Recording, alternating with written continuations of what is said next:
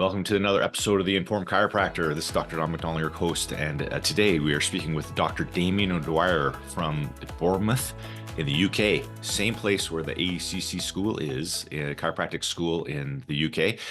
He's been in practice for 19 years, grew up in Australia, crazy upbringing. We both have dyslexia, so this is a little bit longer interview than normal because we kind of went off chatting about dyslexia. So maybe some of you out there might realize you have it. Let us know if you do.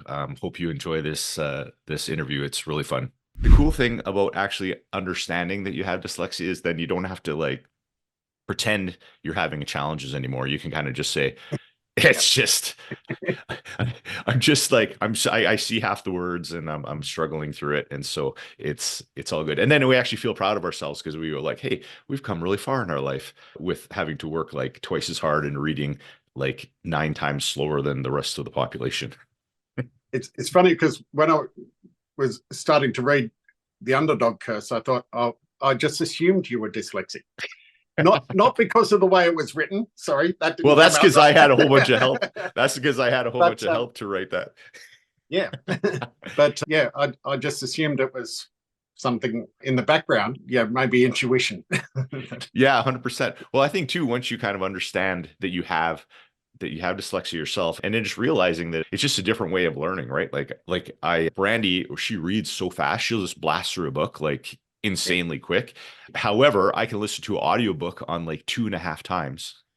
So it sounds like the Chipmunks, and I'll just download that sucker through my ears like a ninja. But I read so slow that it's actually annoying to me because you almost get this is just going too long. And so that's why I've always had a hard time finishing books. I had so many different books and I have a hard time finishing them. So now what I do is I'll listen to an audiobook, and if it's really good, I'll get the book so that I can kind of get the highlights.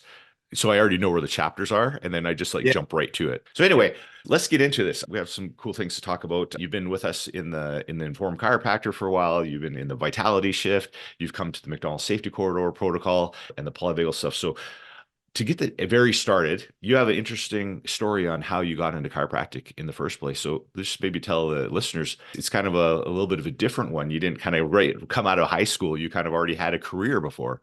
So tell listeners a bit about how you, what you were doing before you even found out about chiropractic. Yeah, I was a medical researcher for 10 years before I started chiropractic. So I moved to Bournemouth when I was 33 to start the chiropractic degree here. And we've moved away from Bournemouth on 4 occasions and always moved back. So like a boomerang. Boomerang Health is our company's name. So, and it was more to do with keeping on coming back to Bournemouth than our background. Well, that's funny because if people want to have health, they need to keep working on it. So they need to boomerang it as well. Yep, absolutely. So I grew up in outback New South Wales in Australia, in a place outside of a place called Wagga Wagga. So we were about a half an hour from any town. We were out on the wheat and sheep farm. Sorry. Cool. And my parents identify as Irish Catholics. So I got 5 brothers and 5 sisters. I'm the 9th out of 11. Holy smokes. And yeah. And mum and dad they were dirt poor when they were first married. Literally, they didn't have any floor coverings. They had hard dirt as a floor, and they had no ceilings, so that was corrugated iron roof. They made made several pacts with one another that they'd accept however many kids that God gave them, in inverted commas, that they would prioritize health above everything else, and then education as well. So They educated us all to high school level, which meant that we had to go to boarding school because we were in a remote community. So, and to summarize those 3 priorities, it was really family, family, family for them. They sacrificed everything else for us, for us kids. So I had a great start in life. Wow. Because first thing I think about when I think about Australia is I think about all the spiders and the snakes, and to think of growing up in a house that doesn't have a floor or a ceiling, I don't know, that'd be a little scary. Yeah, Mum actually had to learn to shoot the venomous snakes that were trying to get into the house when they were first married. So they raised 3 kids in that house, and then built her house on the property. So money was in short supply, but there was plenty of family around to to make up for it. That's crazy. Yeah. I won't complain about minus 30 anymore in Edmonton. That would be that would be more scary. The temperature ranged from about -5 to the old 100 degrees Fahrenheit. So it was not not an easy upbringing for my first couple of siblings. So ours was later on in the family they saw us as being very privileged. Yeah, you lucky guys, you had a floor. Yeah, we looked up to trailer park trash. Yeah, that's crazy. And so, like, right after high school, is that like you knew that you're going to go on then into this research in this medical field? Or no, I had a average junior high school. In fact, one of my teachers when I was 15 said, "Don't send Damien to boarding school because he won't cope with the high school certificate, the A levels as they call it over here. But the high school, he said, he won't cope, just let him drop out of school." As far as mum and dad was concerned, that was never an option, and everyone was going to go to boarding school and matriculate, as we called it then, get a high school certificate. And then coming out of high school, I got an average high school certificate and only got into one university, and that was University of Newcastle in Australia, which was seen as a provincial, low grade university. But by the time that I graduated from there, it was recognized as the best medical degree in the country. Oh wow! So yeah, they put in a lot of work into the medical side of things, and I, graduated again with a very average Bachelor of Science in biology and chemistry. Then spent years, working as a barman, on building sites, in staff cafeterias as cleaner and all that sort of thing, until I could get a job in science, in working in a laboratory. And I only got that job when there was a labor market program, getting long-term unemployed people into jobs. Yeah. And that was what saved me in a way, Yeah. So that was interesting, because that was the first sort of personal development courses that I ever went on and that sort of thing. And one of them was setting goals, and they said, right, you got to write out 10 goals, and everyone, we were long-term unemployed. So everyone's first goal was trying to think of another 9 goals. And isn't that interesting? They didn't even think about the possibility of having goals. Well, yeah. Well, because that gets into your head. Not long-term unemployed gets into your head. Yeah. And you're just grateful for whatever comes along. So I struggled through writing the 10 goals, and as I got halfway through, I started to get a bit bolder and wrote down things like I wanted to get a higher degree. I wanted to be a published scientist. I wanted to produce something for export, and I wanted to be a health practitioner, of some description.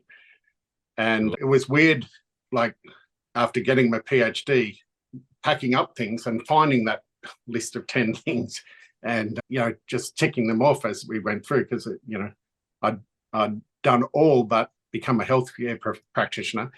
And that's when I was, just finishing my PhD thesis. I handed that in on a Thursday. On the Tuesday, I flew to Bournemouth to start the chiropractic degree.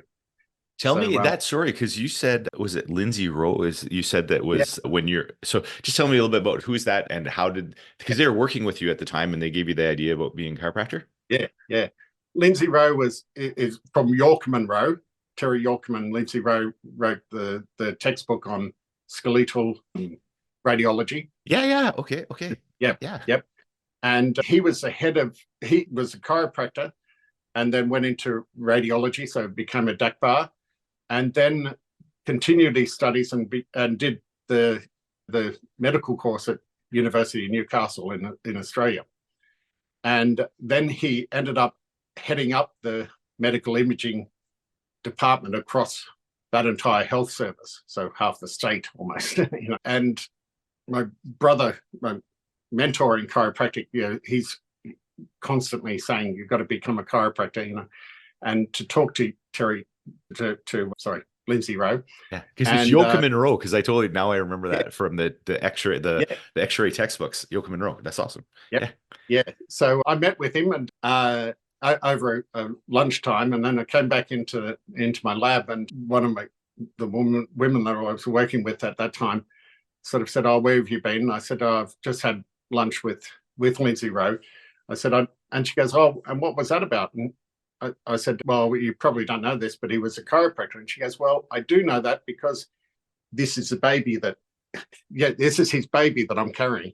So I had no idea she was. That's awesome.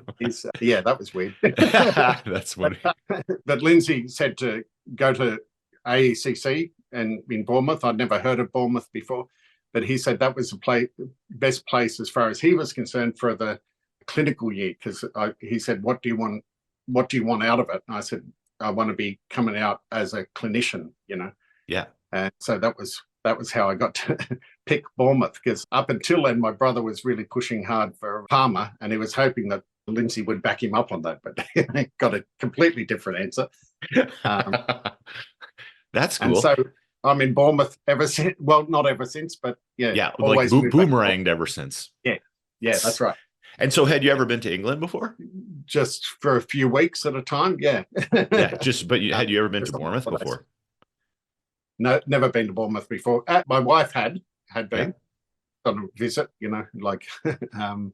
but so it was completely out of left field. And in fact, that helped that she knew where Bournemouth was and what it was like and sort of thing. So, and so how was school? How was school? How did you enjoy chiropractic school?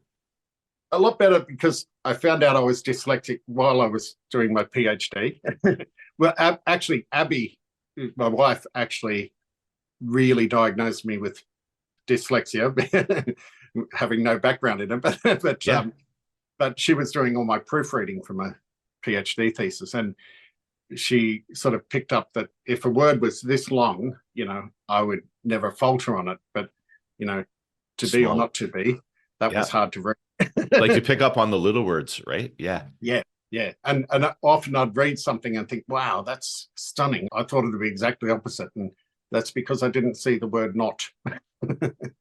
You know what? This is so funny, because like when I still remember it like yesterday. I was in English in grade 11 English class, and we were doing Macbeth, and my English teacher at the time knew that I did have a challenge reading, and what we'd have to do is we'd have to read out Macbeth like orally, and then she would pick who would be who, and of course she picked me to be with the most amount of lines with Macbeth. And I remember in that class, I was just like making up words, and the class they thought I was doing it on purpose, and then I was going with that because I was so like mortified. And I was just like making up the story as we're going along, picking up random words, adding all different stuff. And I was so traumatized that I had to go home, and I was like, I had to practice every day before I went to class, and I was dreading it every day. Like I still remember it like it was yesterday. And I think a lot of people, if they have dyslexia, that like I used to think before, like we talk about polyvagal and what does a feeling feel like? And I remember I could feel the feeling of shame like so easy. Like I got it. Like when I was at school, if the teacher said, could you get up and talk on this subject, it'd be fine. If they said, read this to the class, I'd get this pit in my stomach, like I would be physically ill and sweating, and it was just the worst thing ever to have to read in front of someone, and especially if they had the text. Because they know. Because then you know that they know that you don't see all the words. Yeah. Oh my gosh! You know what? You should tell that story about when the first time you went to get the test to see if you're dyslexic when you're in your PhD, and then they sent you away, and then they brought you back the next year, and they're like, well, of course, it suddenly changed in 1 year. Yeah. So tell that story. I think that's great. Yeah. As I was starting my PhD, Abby diagnosed me when I was writing up my thesis that later became my PhD. So I did a postgraduate diploma in medical research, and then submitted that as a thesis. And that's when she picked up that I had a problem. And she said, go, there's a special education unit at the uni, go and see if you can get a diagnosis of it. And so I turned up at the special ed unit and I said, I'm a postgraduate and I think I'm dyslexic. I was wondering if you could book me in to get an assessment. And she says, sorry, you don't understand what postgraduate means. That means you've already got a degree. And I said, yeah, I have. And she said, well, then you can't be dyslexic. It was like, I love that. If you have dyslexia, there's no way you could possibly do that well. Yeah, that's right. So I just left, I thought, all right, they're obviously set up for kids and that sort of thing. About 12, 18 months later, I walked in and said exactly the same thing. And she said, are you a biochemist? And I thought, oh, that's an interesting, that's an interesting first up question. Yeah. And I said, I did a biochemistry degree and I've got a postgraduate diploma in biochemistry. And she said, you're the fourth one this year. And so it's like suddenly someone just realized that, maybe this is possible. Yeah. Yeah. Like that we were, and now knowing a bit about dyslexia, it draws in people who, biochemistry is supposed to be really hard. And I found it relatively easy. I won't say it was easy, but the longer the word, the more systematic the way it was named, the structure, how it would interact and react with enzymes and that sort of thing. That spatial and conceptual thing was easy for me. Yeah, like shapes and thinking like in shapes and pictures and like all and that stuff. 3D, and that's the same chemical as this one. That must shunt across into another pathway, and it interlinks. And those sort of things were really easy to me. So there was a lot of biochemists who were left-handed and dyslexic, and since then I've found out a lot of chiropractors are actually dyslexic as well. That's what one of my colleagues that I worked with in Bracknell in UK said that it was a much higher percentage of chiropractors with dyslexia as well, because it's spatial and it's practical and it sort of suits the well, and also too, I think that just if growing up with dyslexia and always trying to not be figured out, because you didn't know what that meant, but you just trying to you don't want to look stupid. Like you always feel like you're stupid. And so you become very, like I call it the court jester. You become very entertaining and distracting and funny and joking and very, very enjoyable for other people, because you try to distract them away from, I hope they don't ever make me read stuff. Like I never realized why I hated playing games like board games where you had to read stuff out. Like I was like, I hate games. I don't like playing games. But actually I realized it was just because I didn't want to have to read certain things out in front of people, right? And so I think that's one of the characteristics super beneficial in chiropractic, because like I do joke around, like when I see a practice member, I kind of like I tease them, I say I'm kind of like the Terminator, but not to destroy things. Like the Terminator would look at something and spin it up in the air and spin it around in circles and look at it all different angles and then come in. And I'm like, that's totally how I see my practice members, kind of like that, because you just look at that and you can just see things and see the shapes and look in pictures. And so it's kind of funny that it actually kind of makes you a lot more comfortable. And especially talking about the polyvagal theory, it doesn't seem so threatening. So now you can just tell people and just go, hey, like I have other skills. Just because the vast majority of people are basically ranked, well, not ranked, but I guess graded based on a reading learning, like a reader being reading to learn. And then there's multiple other modes of learning. And you could be really excellent in, like, for example, listening. Because like I love that story about when they did the test for you. And tell that test, one of the tests about that speech, like that was really cool. Yeah, when I was doing the testing for dyslexia, I was a bit naive. I didn't realize that the mirror on the wall wasn't a mirror, that they were watching what I was doing and how I was doing it. And, the first thing that they got you to do is they gave you an instruction manual and said, set up this videotape, a VCR. So that's how long ago it was. And, I could do that quite easily. They then gave me a comprehension test that was engineering text. And so I just started reading questions and then look for the standout word in the question and then read around that word. So when you said that, I'm like, that's totally what I do. Because I mean, they give you a block of text, like a whole page of text, and a couple paragraphs. Never gonna. I'm not reading that. Because they gave me 15 minutes to answer 5 questions or something. I think, well, it'll take me 15 minutes to read that, so I'm not going to do that. then they put a speech in front of me, and I started reading the speech, and then just put it down, face down on the table, and answered the questions on it. And they walked in and said, "All right, how did you do that?"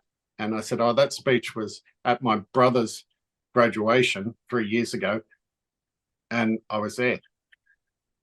And because you heard it and you remembered it, and you're like, "I got it." 3 years ago, you remembered a speech by the vice chancellor of the university.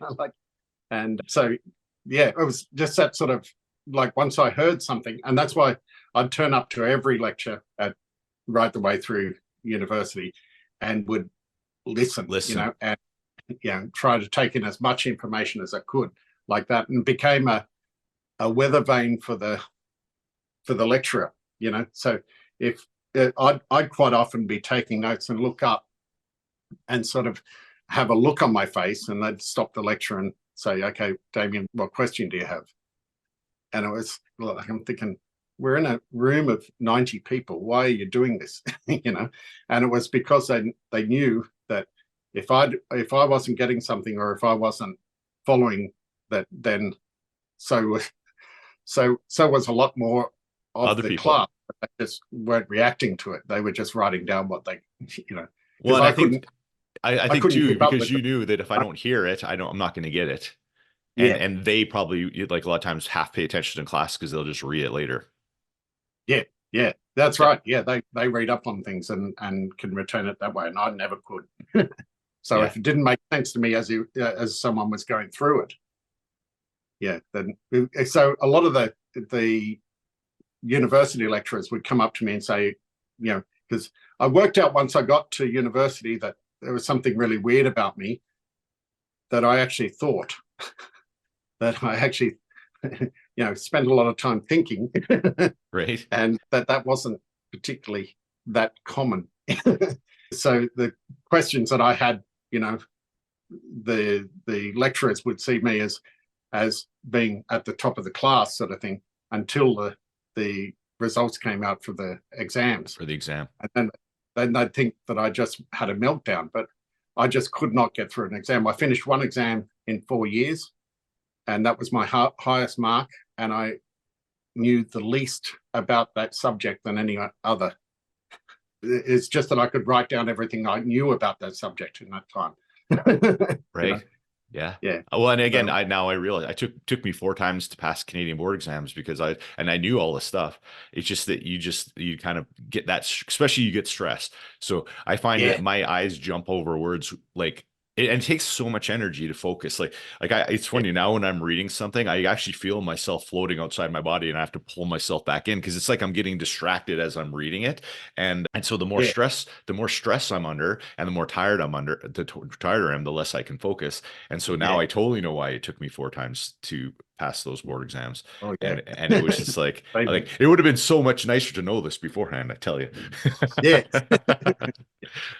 So let's. I want to get to, so we don't run out of time. I want to kind of get to the story in practice, but I think that I find that's fascinating, and who knows, maybe some chiropractors listening to this might be like me and just go, "Holy crap, I think I have dyslexia," and I've had it my whole life. And then there's cool things is that now you can just, even now when I'm teaching, I'm doing a lot more teaching because we're teaching the technique stuff. Brandy was like, "What's wrong? Follow the slides," because she put all those words on the slides, and then I would just look at them and I'd be like, "Forget it." And I'd just go off the rails on something else. And so now when I'm teaching, I'm way less words and pictures and stuff. So 3 words on the slide. Yeah, totally. And then now I'm going to be a lot more focused. So it's actually a relieving for me, so that I can feel like I'm not like before I do a seminar, I'm looking at the words and trying to read them 500 times to make sure that I don't forget when it comes.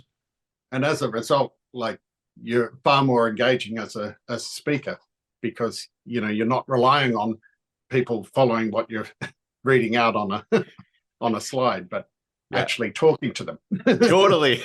Well, in the end, Yeah. we're so aware of other human people too that you want them to understand it rather than just say, "Hey, just read the information," and not make it totally relevant. So tell me a little bit about when you right when you graduated, did you open a practice right in?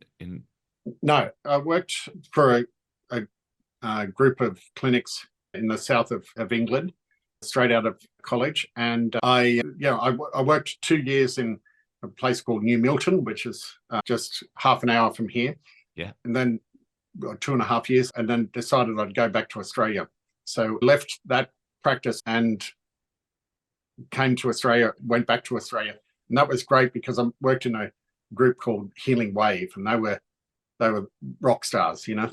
They were really big, audacious sort of plans and looking to really make a difference in the community and that sort of thing. So that was great for me because it really got me out of because in UK, as I see it, the UK chiropractic community was looking to be a small target at that stage, you know, saying we'll stay in our lane, we'll just keep our head down. And, you know, that was the idea behind chiropractic, you know, just eke out a little bit of, you know, it's a really underdog curse as well, you know, like that they thought survival is the best we can hope for. And then went to Australia, and this group was just, they're just on fire. Like, let's just grow and expand and help as many people as we can. Yeah, that sort of thing. So so I've took on a few of their main premises, which one that chiropractic works, and two that all chiropractic works. Yeah. And that was a revelation because they had a number of different techniques and styles of practice and that sort of thing, and they just embraced it all and just said, yep, whatever. Just be yourself and, you know, and build your practice. So that was great. I came back to Australia and back from Australia, and worked a few years in Bracknell near Windsor, where you're going. And that was great because they actually made me the head of their chiropractors when in the, you know, lead chiropractor. Yeah. So I had to take on a leadership role, which I wasn't. I look back on that and think, God, I dread those. You know, I pity the other chiropractors that they had to get through my early attempts at getting concepts across to them. Yeah, it was just hell. but they, you know, they responded well. They did really well, and then I came back to Bournemouth and worked in a practice where I was meant to actually buy that practice, but you know, just kept on getting postponed, and ended up going back to New Milton, which was big boomerang.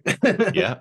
And I bought the practice that was a competitor of the practice that I used to work for 7 years ago, 7 years previous to that. Sorry, I should say. Yeah. And 150 people emigrated from that practice into our practice. So the big thing that I learned there, there were people in there. It's a area of the South Coast that has the highest number of centenarians and the highest average age in Europe. Oh wow! So it's very old population, and you know, people that I was adjusting in their 90s, and they would come back 7 years later, and they were better, you know, than when I left 7 years before. They were more flexible. They were moving quicker. They had that vitality in them. And I said, wow, this is incredible. What have you been doing? And they said, oh, well, I took your advice. I'm thinking, what advice did I give you? Yeah. And the advice was when they said, you know, okay, you're leaving. What should I do? And I said, come every month. And so they did that for 7 years. Yeah. And, pretty much that was the thing that they did, was just come monthly for 7 years. And it really, Brandy and yourself talk about longevity always beats intensity. And that absolutely solidified that in my mind, that, you know, if you can just keep people under coming, care. for a long enough Yeah. period of time. Yeah. Yeah. It's gonna make a huge difference to their life. And people who walked in through my door at little old ladies at 93 years old, and then you meet them again when they're 90 and they're full of life and upright. And actually, my favorite patient was a woman called Marjorie, and she used to jog in to Oh, really? adjusting room. She was 95 when she passed away, but she's jogging to just make it clear that she was ready for adjustment. But Awesome. yeah, but she came to me like at 83. Yeah. And was with a little old lady, bound up around her wrist. And I said, "Oh, what's wrong with your wrist?" "I'm not here about that. I got a bad back, Yeah. And I said, "Oh, could you show me your wrist?" So she showed me, and she had trophic changes in her hand because she was told to rest it. And she'd been doing that for 3-4 months, Yeah. And, just all atrophied. Yeah. And I said, "Look, that was good advice 4 months ago. It's really bad advice now." And she just wrapped it up in front of me again and said, "As I said, I'm not here about that." And I thought, all right, I've already blown it with this woman. Yeah. And so I said to her, "Look, is there anything you need to do or want to do that this is stopping you doing?" And she said, "I really want to go to Australia and watch a cricket test match, because it's something that my husband and I always wanted to do and we never got around to it. And he passed away last year, And I said, all right, well, that's in November. We'll work towards that." And she said, "What? You'd think I could do it?" And I said, "Well, yeah, you've got months on your side. So let's go." And she says, "Sorry, what did you say about my wrist?" now she's listening. Yes. Yeah, that's right. And it was a great, no one's going to listen to you until you tell them what they want to hear. Exactly. That's a great objective test. Hey, if we talk about the vitality shift, flying to Australia, being able to get on a plane, that's our objective testing. Yeah, that's brilliant. That's great. So tell me a little bit about when you first heard about the vitality shift. I started talking about that. There was no, my practice wasn't congruent with what I was working in in my mind. It was, about vitalism and holism and that sort of thing. But really my practice was mechanistic, biomechanical, and pathological. It's just, that's what I was testing, that, this test negative, that test negative, that. I'm thinking, what am I doing here? I'm just like, I used to tape myself, because I'm dyslexic and I couldn't write things quickly. I would tape myself doing an exam and then listen to it back. And that was brilliant for just clarifying that I was wasting my time. I was doing a heap of negative tests. When you go like, my premise and my procedures are not even lined up at all. Yeah, there's no congruency, right? Yeah, like a symbols, clashing like a symbol. And so I started looking around, and I first looked at James Chestnut, and he's trying to do different objective findings that have a real clinical significance. And he would get people to do a plank for up to 2 minutes and that sort of thing. I'm thinking, that's not going to cut it for 80 or 90-year-olds in the south of England. So I started just looking around for, okay, who was doing this sort of work? And that's when I come across, actually Abby again, sought out the vitality shift and said, these are the people you should be working with. And that was great to start with the premise and work through to what that actually means in practice. And, and it was in doing that, I sort of, because I'd worked in a public hospital in a children's hospital in Australia for 10 years before that.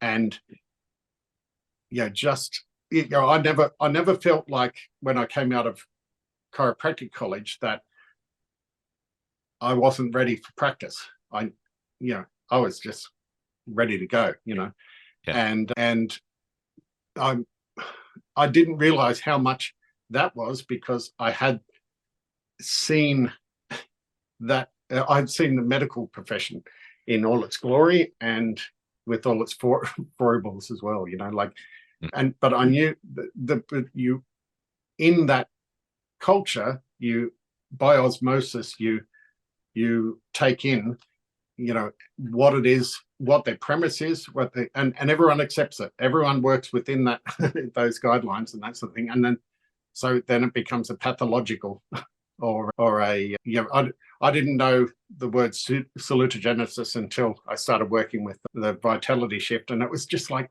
yes, there is a word for it. Not treating disease or symptoms, but like that like building health, like growing, yeah. like playing. I always say it's like playing on offense, playing health on offense. Yeah. It's just a godsend to actually have a framework where, okay, I can build on this sort of thing, and that, and right, just rebuild everything from the ground up. From taking a history. We don't actually take a history in our practice anymore. We send out a form, and this is one of the few points where I disagree with Brandy on is that she says, no one's life ever changed from a form. But we've had a number of people that get the form, fill it in, and they come in and they're already a bit shell-shocked, with the questions. Like, yeah. Like, no one's ever put it to me like that before. And then we're going, they're just questions.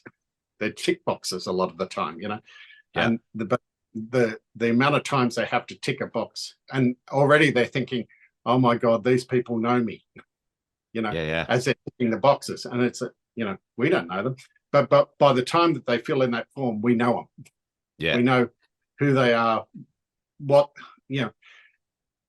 maybe not what they want in their life, but you can kind of guess that right, how they things. Yeah. And by the time someone walks into my room now, I kind of know them better than any other healthcare professional. And that's what, like, people want to see the person who knows the most about them and cares the most about them. That's a sort of Bill Ebst. Yeah, totally. Yeah. And and then the exam with the vitality tests and that sort of thing. And just introducing that, I can't think of how Brandy says it, the possibility, introducing the possibility that things could be different, Yeah. Or, that isn't what they were told before, like. Yeah. Well, and that's the thing is we need to get, Tony Robbins always calls it the fuel, the why behind it is the fuel for the fire. And so our job as a chiropractor is to stoke the fuel, like is to really help them get clear on what this would mean. Like, for example, what you did with that lady about going to Australia, like there's certain things that people really want to do. And then they haven't thought that maybe this will help them get that. And if we can link this along the way, then that gets them more excited about it is doing it. Especially with Marjorie, she came back from her trip, and I said, "How was it?" And she goes, "Oh, fantastic," And she'd been to the two most significant games that they've played for decades, and all this sort of thing. And I said, so like they're 5-day matches, and they finish in 3 days, both of them. I said, so what did you do when you were on a tour group, and what did they do with you? And she said, they took us to vineyards and that sort of thing. And I said, did you go to the Hunter Valley? That's where Newcastle is. And she goes, oh, no, I didn't. I went to a place called Port Stephens. And I said, oh, right, yeah, that's very close to Newcastle as well. I said, what did you do there? And she just went quiet and a bit sheepish, put her head down. I said, did you swim with the dolphins? And she said, yeah, I did. And I said, did you climb down on the rope ladder? And she goes, yeah, I did. And I said, how did you get back up? Because that was hard. Like it's hard to get back up on a rope ladder, And she said, well, I was looking into the water, and I thought, I can't get down there and get back up again.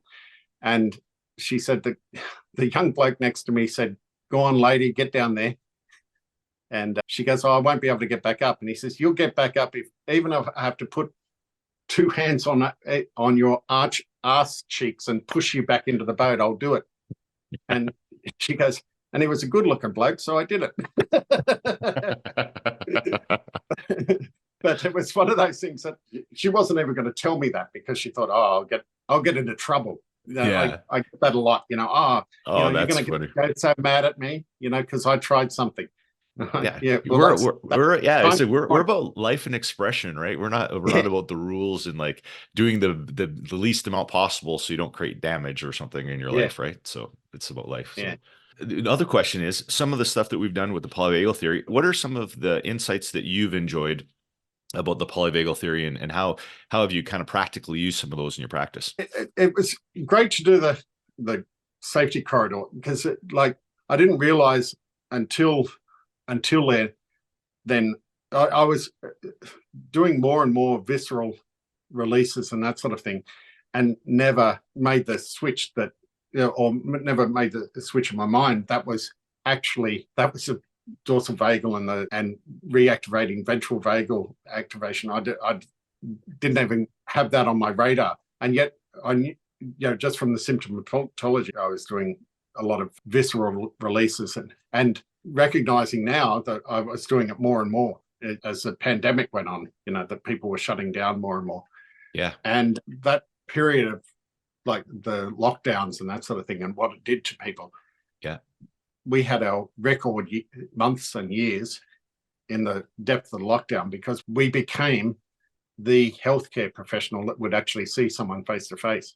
And that was, at the start I thought, wow, people are coming, and they were looking for safety cues all the time. They'd walk in, and because I had worked in a class 2 biohazard laboratory, I knew, about infection control and that sort of thing. So people were looking for safety cues all the time, and they just kept on coming in. We would take their temperature as it came in. We, did all the PPE and all that sort of thing, even though when I first heard that we had to wear aprons and that sort of thing, I went ballistic, in my mind, because I'm thinking it does nothing. It does, it won't help, Yeah, totally. Rules if you want to practice it. Yeah, that's right. And just be there. Turn up every day, be there for people. And we had people who, for over 2 years, the only other place that they'd been indoors with other people were in our practice. And, including a 26-year-old, woman who she was that scared that she would not be indoors with anyone. It's just horrendous. Just dealing with those sort of things was, and having a framework, like there's one thing dealing with it on a case-by-case basis, but having a framework to actually see like that you have to give people time and space and those safety cues so that they can allow themselves to be even there, like even to heal, even to like drop the shields a bit, even for your adjustment, right? Like even to be open. But it is quite funny, because we had people who'd come up and say, at the time, they'd be like, can you believe when people come up to you in the grocery store and they talk really close to you and then they're right in your face? Like, because it's like, this is not in the normal world. It's like, it's hilarious, because they felt so safe that it didn't even feel like it was the normal world. Yeah. And as soon as they leave the office, they're all these crazy people. They talk close together, even though you're talking really close to me. Like, that's like, people won't give me two meters. Could you give yourself a hug and we'll roll you down? Yeah, okay. As we're like 4 centimeters away. Yeah, totally. No, that's good. That was a crazy time. Yeah. So coming to the end here, we're kind of running out of time. I always like to get my guests just to kind of leave the listeners with some words of wisdom, or something that you've kind of that's helped you over the years, if they're looking for a little bit of inspiration. Or what kind of parting words of wisdom would you like to leave everybody with? Oh boy. Yeah. The 3 big things that I took out of Vitality's shift through to the polyvagal and the Informed Chiropractor is one I've already mentioned, is that longevity always will beat intensity. And that was highlighted to me by that 7-year gap, and seeing what people could achieve in that 7 years just by once a month. The second one, and I instinctively, like, I knew people were going through trauma all the time, and just, I just wouldn't ask about it because mainly because I knew I was doubly disabled when it came to any sort of emotional technique. I was emotional input because I'm male and an Australian. So, like, it's no use. But it was really highlighted to me when I took on a new associate, and she would dig for the trauma. She'd trawl for it, like want to drag up any trauma that was in their life. And I'm like, why? Why do that? And it was great to be in this group and recognize that, that was taking them straight back into the trauma. And that, I really felt uncomfortable with ever bringing up that traumatic event, and almost like, just recognizing that you can move people through a situation like that without ever actually discussing it. Yeah. You don't need to know what caused the trauma, or don't need to know what the actual details about the trauma were, but you can see by detecting the results of the trauma in the physiology, and we can work at releasing that without having to kind of dive too much into like the trauma. Yeah. The one that highlighted that to me more than anything else was I was adjusting one of the CAs that I used to work with. Her daughter, CA had 3 adopted kids, and her daughter was born addicted, and came into the family, and she had been raised for a couple of years by a foster family, and then she got adopted into my CA's family, and she was a real character and good fun and that sort of thing, but she all of a sudden went into a fetal position of rocking and all this sort of thing, and on one day that I was adjusting her, and really weepy and everything, and I thought, well, that's weird, that came out of nowhere.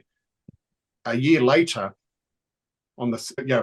she reacted in the same way, and I went to the notes, said it's a year to the day that she's done this before, and her adopted brother said it's her anniversary of when she joined our family, and the foster mother who had raised her just walked out of the room, didn't say goodbye. And so she had this abandonment issue from her foster mum that she had imprinted in her, like so strongly, But it's just interesting, like seeing the, coming up to that anniversary each year was you could see the imprinting into her physiology that was coming up again. And the third one was the movement towards sustained ease, from glimmers to glimpses to moments of ease. That is gold. It's beautifully encapsulated into what we do. Just introduce a little bit of ease. I think we beat ourselves up too much as chiropractors.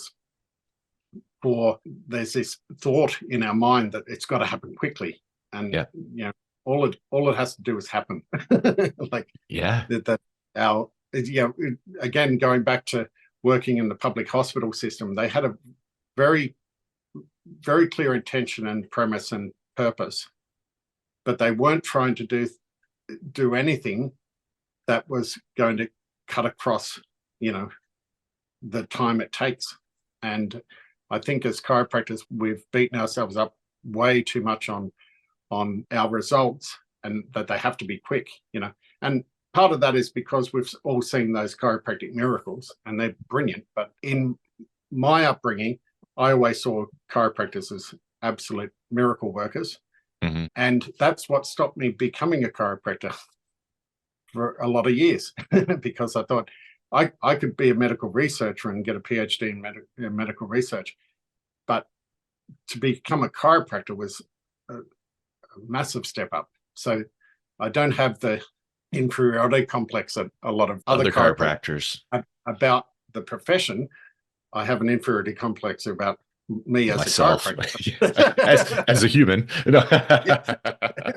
But not about the profession. Yeah. No, that's great. And I really want to thank you for taking the time to join us and share that. Appreciate it. See, it wasn't that scary, right? it was pretty scary. But we did it anyway. Two dyslexics But banged I it didn't out. have to read. Yeah, that's true. Well, that way, Yeah. I don't want to read either. So we're Yeah. together on that. So thanks again for joining us. And everybody out there, I hope you got some cool information out of that. Reach out to any one of us if you think, oh man, I got dyslexia, because I'm sure Damien would be happy to talk to you about it. I can talk to you about it as well.